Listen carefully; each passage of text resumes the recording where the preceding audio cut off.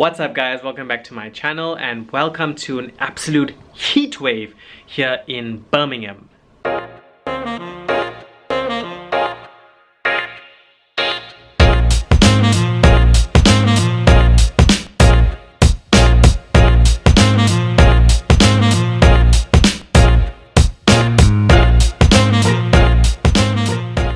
So I got in about 5 minutes ago, just unpacked the camera and thought I would quickly show you the room as per usual. This is what we're working with. That's a nice big bed. I didn't actually know where to put my suitcase and handbag, so I just left it there for the time being because the room is kind of strangely set up. That's the office and the TV. There's no space actually for me to put my suitcase and stuff, so I don't know what I'm going to do with that. Here is the closet, hanging space. I just put my shirt in there already. And then over here is where you iron your clothes, an ironing board, fold up ironing board. And this is the bathroom, wash basin, free amenities. So I used to take these with me. Every single layover I would do, I would take these with me and then go back to Dubai. Quickly just finish this. Sorry, this is the bathtub, the shower. I would go back to Dubai with all those like amenities like shampoos and stuff, whatever.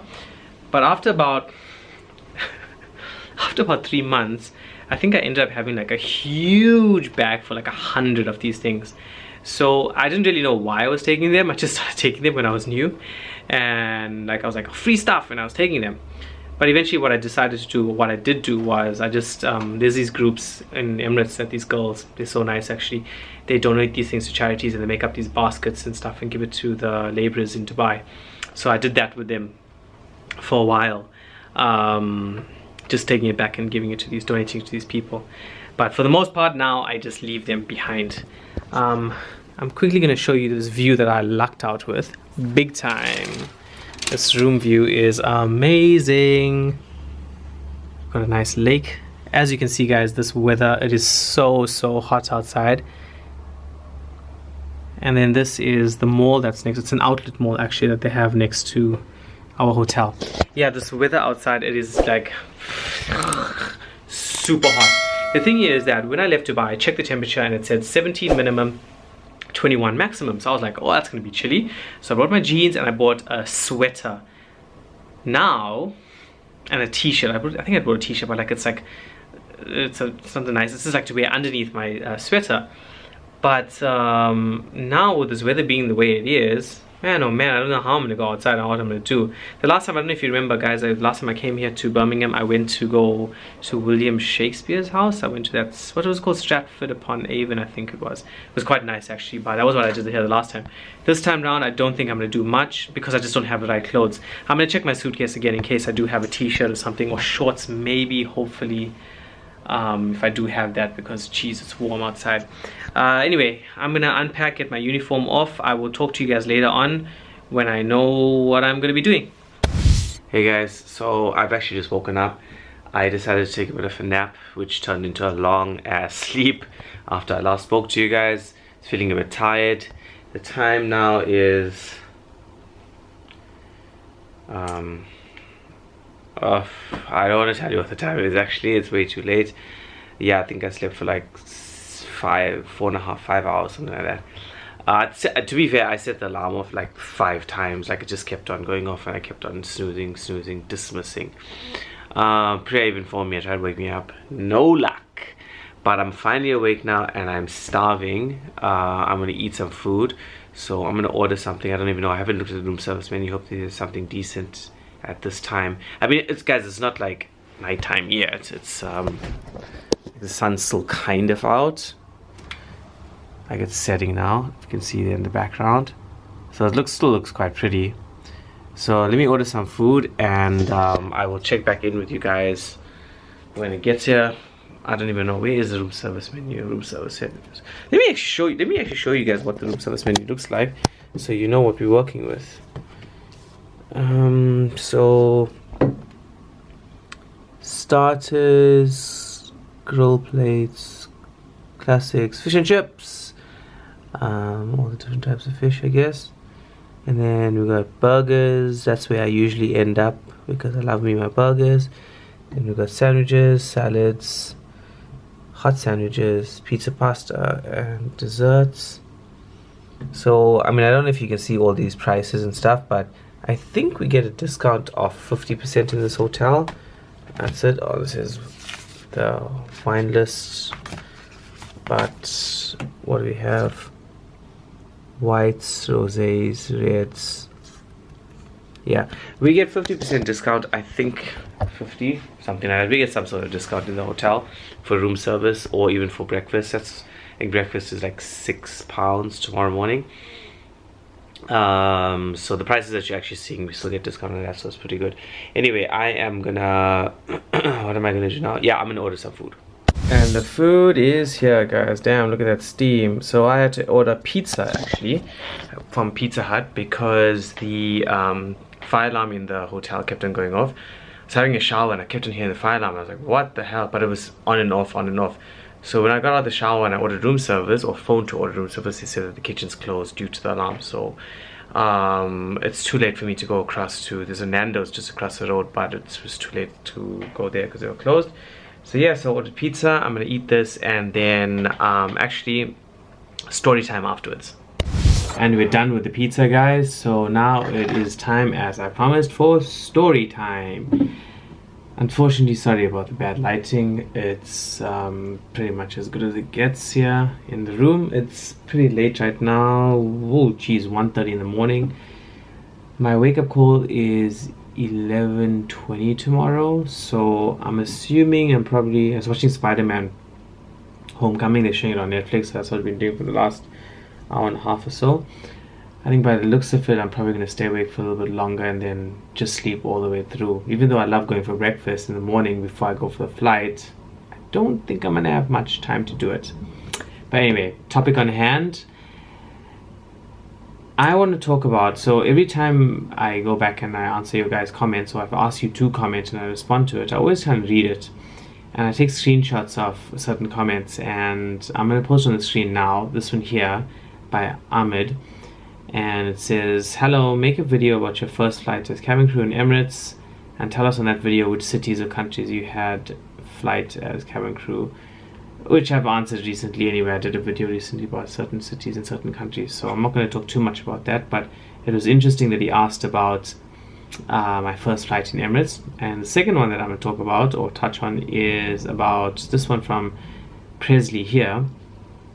Hey Kyle, would you please tell me at what age did you become a flight attendant and was Emirates your first airline? So with both of those, I'm just going to tell you or touch on basically how it all began. I was 21 years old when I joined Emirates, so I think I celebrated my 22nd birthday whilst in training college. And yeah, they had a cake and stuff, so it was quite nice. We sang happy birthday for me. But yeah, so I celebrated my 22nd birthday. So 21, straight out of university. I had a job. I was working, I wouldn't call it a job, doing a lot of part-time stuff actually. And got the opportunity to come up, and I did, joined Emirates. So fast forward 12 years later. By the way, I don't think I told you, 13th of July, so was that 2 weeks ago almost? Almost 2 weeks ago was 12 years in the company for me. So time flies when you're having fun, as they say. But yeah, so Emirates was my first airline and my only airline, and I don't think I would want to go to another airline because I've seen it all here and I don't want to start again somewhere else. I'm super happy here, so I wouldn't want to go anywhere else anyway. But yeah, so that was one part of it. My first flight was actually, so basically what happens is after you finish training college, because Emirates has two different aircrafts, we have the Boeing 777 and the Airbus A380. So it's completely different aircrafts. Well, obviously one's made by Boeing and one's made by Airbus. And when you finish training college, you have your supernumerary flight. You have to do two, one on 777 and one on 380.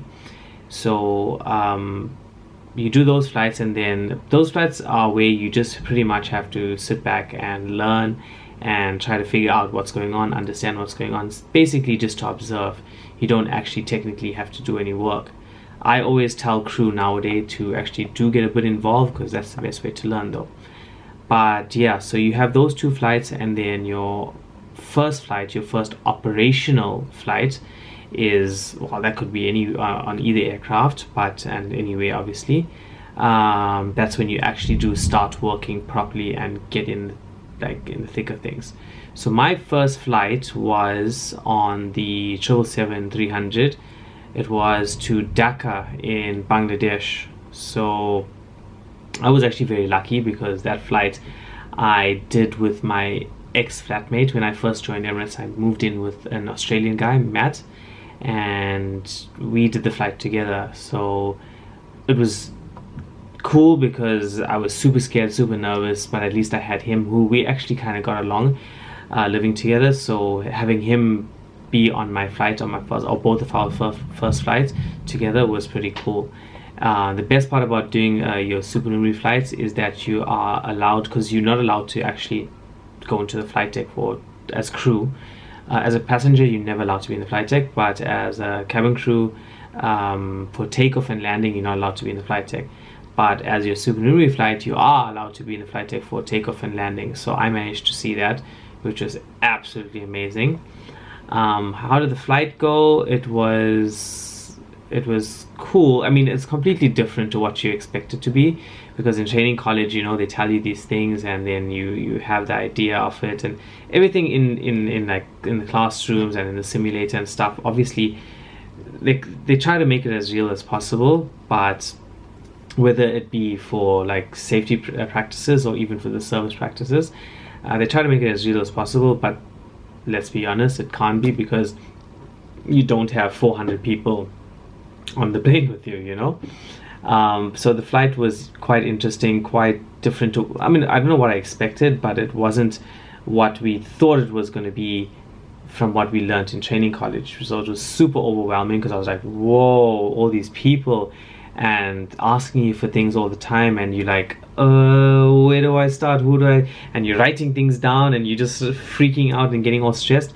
And then when you look at the other crew who have been flying for a while, relax, cool, sure, no problem, I'll get that for you, and they're just so calm, and you're like, oh my god, how do they do it? And but I mean, obviously over time, with experience, you get better, and we managed, So that was my first flight. Back in the day, guys, though, I must admit, or I must remind you, that when I joined Emirates, we didn't even have 380, the Airbus A380. We had the Airbus 330 and the Airbus 340. So you would still do one supernumerary flight on the 777 and one supernumerary flight on the Airbus, whether it be the 330 or the 340. It didn't actually matter. Am I in focus? Yes. Sorry again about this lighting. This light is right in my face. But I've tried lots of things. This is as best as it gets. Yeah, so we did the 2 supernumerary flights. My second flight on the Airbus was to Tehran in Iran, and going into that one, by the way, Dhaka was just to Dhaka and back. It was a turnaround. I didn't have a layover. It was just there and back. My second flight, yeah, to Tehran, that was a lot shorter. But at least with Dhaka, we had like a 4-hour flight there and back. So is that lightning that you're seeing in the background? Oh no, it is lightning, huh? I can hear thunder, but I'm not too sure. To Dhaka, it was a 4-hour flight there and back. So you actually had time to learn and to practice and do things, understand things. So it was good. But to Tehran, it was short. It was like 2 hours, 2.5 hours, something like that. Even shorter. I think I can't remember how long Tehran is. But it was super short, super quick, and just run. I'm not even exaggerating. It was just like that. So you don't really learn much. You learn much in the sense of time management, or at least you don't have time. But you learn that part of it. But with actual service stuff, it's you're not really learning much, because you don't have the time to ask questions and stuff with the crew, because the crew are so busy, and you just have to finish the service. So yeah, so those were my first two flights.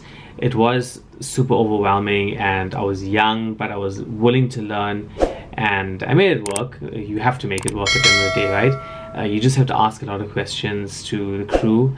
The most important thing that I tell the crew nowadays, and how I try to go forward when I fly with new people, is that I always tell the team, and I tell myself, I was there one day as well, you know. I also had my first operational flight, or my first supernumerary flight, so I need to be patient and the crew need to be patient. So yeah, so that's why I think also for me, that day everybody was very patient, or those 2 days, those 2 flights, everybody was super patient with me. I remember my first operational flight to Johannesburg, when we went around in the classroom introducing ourselves, in the briefing room introducing ourselves, and the person says to me, so comes to me, and I'm like, hey guys, I'm Kyle, I'm from South Africa, and it's my first operational flight. Super excited. And the person looks at me and says, first operational, huh? And I was like, yeah. And he goes, oh, so you're pretty experienced then. And I was like, huh? What? But it wasn't, yeah, I mean, it worked out well though. Johannesburg, my parents came and visited me in Johannesburg. It was the most amazing thing. I spoke to so I'm from Durban, and the night before flying to Joburg, I told my mom, I was like, yeah, I'm flying to Joburg tomorrow. And she was like, oh, okay, cool. And that was it. Because to get from Durban to Joburg, it's like a 5-6 hour flight, drive, or an hour flight. So I knew that they weren't going to come and visit me because you're only staying for one day anyway. Or I didn't even consider that. And then we landed into Johannesburg at like 11 o'clock in the morning, and I'm walking through the airport, and then I hear my brother just scream or call out my name, and I was like, what? And then I see the 3 of them, my mom, my dad, and my brother there. It was so awesome. It was the best feeling ever, you know, being away from home. I think by then it was close to 2 months. It's raining. Oh yeah, it is raining. So that was lighting that you guys were seeing then, huh? All that lighting. I thought it was just the blue lights from the building. Yeah, so, you know, being away from home for so long, and not for so long, for 2 months, and just, you know, missing them, being out the comfort of your what you know, and seeing them, it was just, even though it was just for the afternoon, they drove up for 5 hours. Shit, man, Jesus Christ, I was so grateful.